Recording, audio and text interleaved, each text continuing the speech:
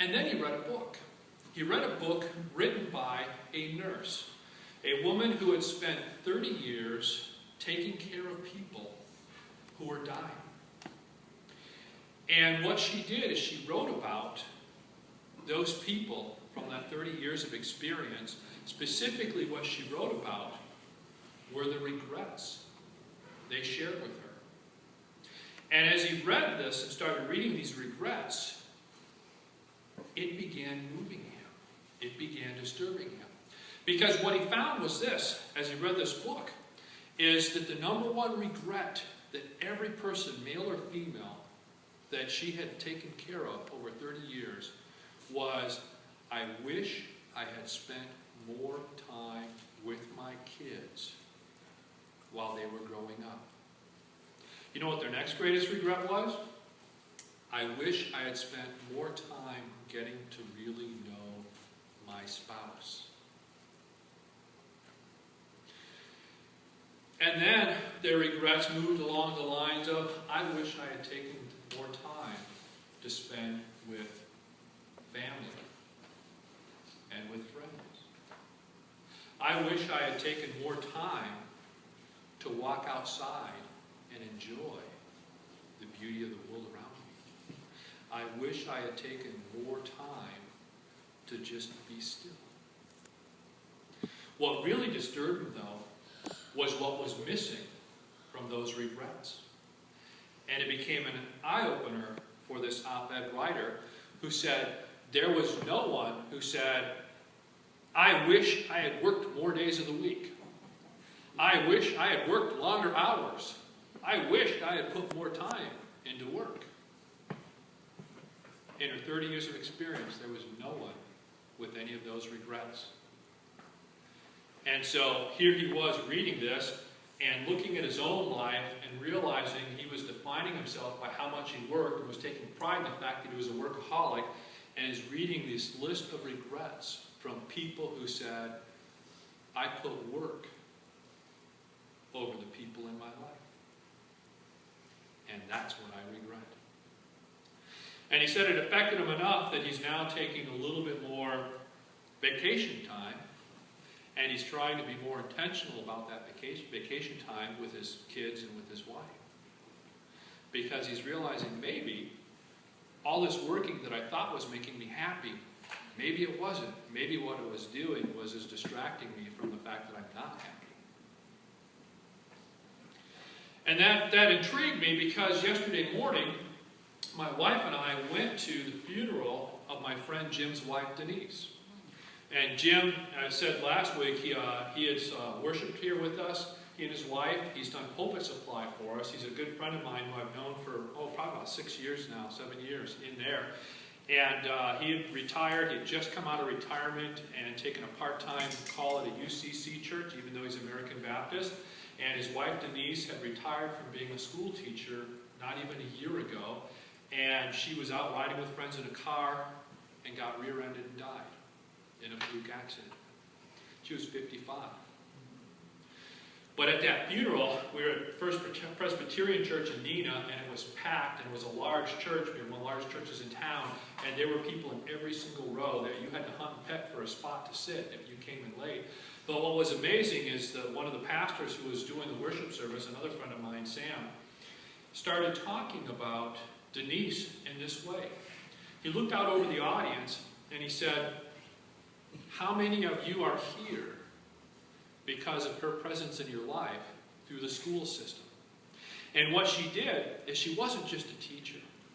She was a special ed teacher who spent her whole teaching career working with children who had disabilities, which means she was a person of incredible patience, a person of incredible love, because she was working with kids where it may take you 100 times to teach something that a normal kid can pick up once. And not only was there a whole section in that church, there were teachers and administrators who would work with her, but they were kids and parents whose life was touched by her. Then Sam said, how many of you are here because of her presence in Girl Scouts? And a whole other section of the room raised their hand. And she was a Girl Scout herself and achieved the highest honor, the star, and then became heavily involved in a camp outside of the Milwaukee area.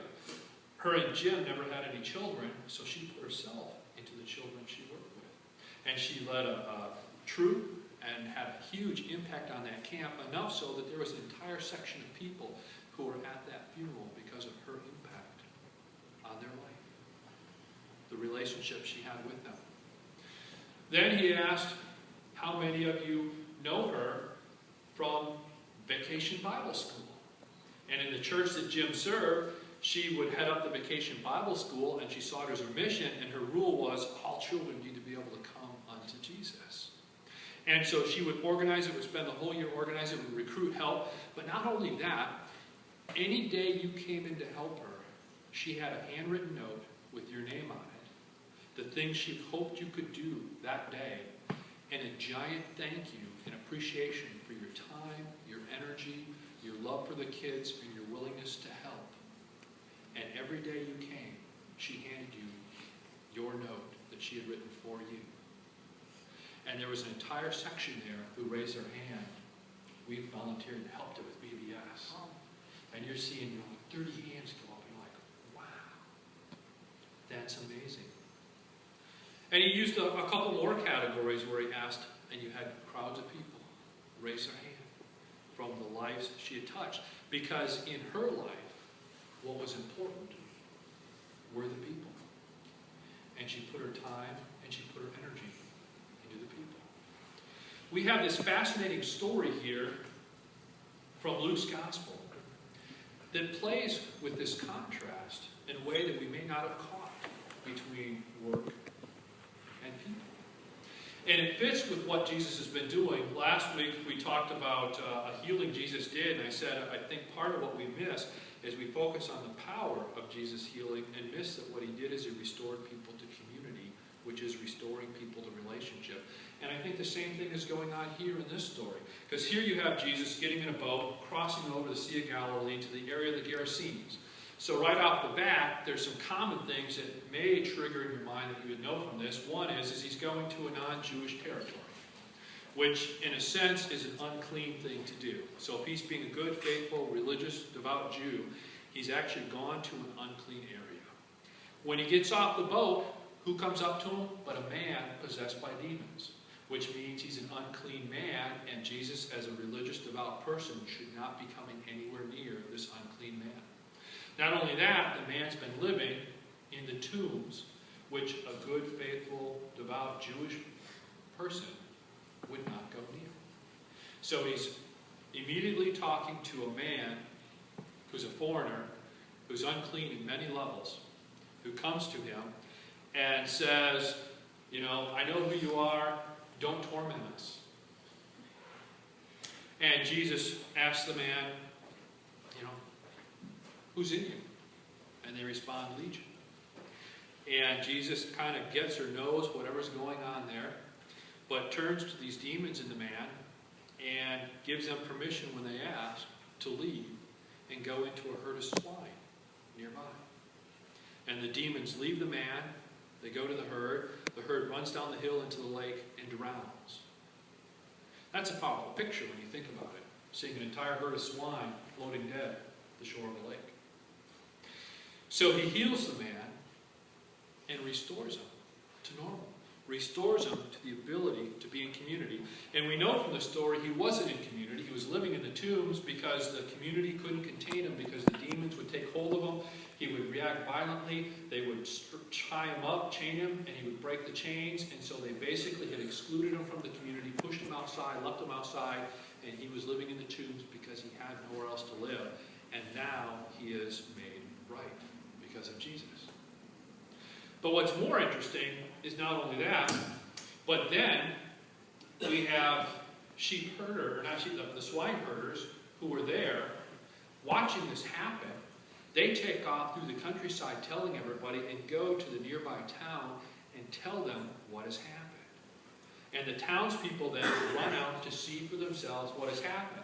Now the story doesn't say it, but I would imagine it would be a pretty terrifying scene to come onto the shore and see this whole herd floating there dead. That would be kind of unnerving, a little bit disturbing in many ways. And they come over, they assess the situation, they see this man with the unclean spirit, and now he's clothed, he's sitting next to Jesus, he's completely in his right mind, coherent and normal. And how do they respond? They were afraid. And when I think about myself, if I were in that situation, I'd probably be pretty afraid too. Because it's a very uncomfortable situation when you start to think about it. Then what they do that's really fascinating to me is they turn around to Jesus and they ask him to leave. They want him gone. They're afraid and they want him gone. And he gets in the boat and he leaves. And of course the man's like, I want to come with, please let me come with. And maybe he didn't want to be there anymore. Who knows? I want to come with. And Jesus says, no, you need to go back home and tell people what God has done for you. And the man does. What's powerful about that is it raises that uncomfortable question of how we think about our life. It raises that uncomfortable question of where will our regrets lie? Because those swine represent income and food for that community. And Jesus drives out the demons and restores the man to community at the cost of work. See the uncomfortable dichotomy that's subtly raised in the story? And the community does not know how to respond. What is most important to them? Is it the work or the lost work? Is it the restored man? Interesting question. We're the country with the number 2 longest work week. There's only one country that works more than we do. That's Japan. We've said work is a priority. This is an uncomfortable story because it asks the question, should work be the priority or should people? Does that mean we don't work? No. But how do we think about work and people? And are we putting too much time into work over people? Or have we? And are we at a place in our life where maybe we need to find ways to spend more time with people? One of the powerful things of being in that funeral was listening and just seeing all the people who had been touched by Denise's life.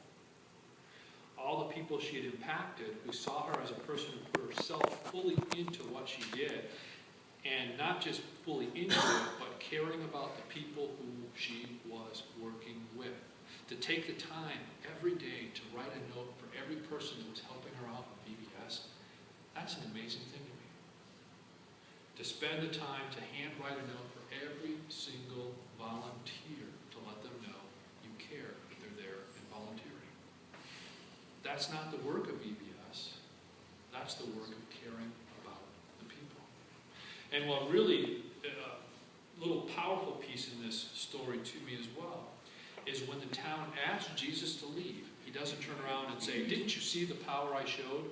Or doesn't force himself upon the people, but gets in his boat and leaves. That he restored a man to community and was okay with that. And was okay with how they responded to him. And simply got in his boat and left. What's challenging about this story is the story is simply calling us to think about the relationships in our life. Jesus came not to impress people with power, but to bring us together in loving relationships with one another. And his challenge for us is, how do we find and build that community? How do we build those relationships with the people around us? How do we not